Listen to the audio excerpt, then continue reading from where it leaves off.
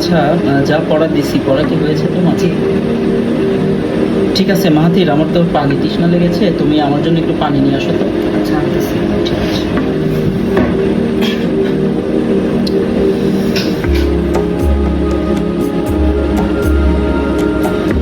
সারাদিন কিছু খাই না, অনেক ক্ষুধা লাগছে।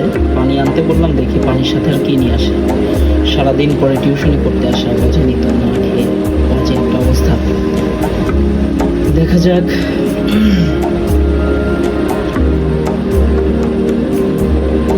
জি, আপনার কি করে? ধন্যবাদ। শয়তানরে পানি আনতে বললাম,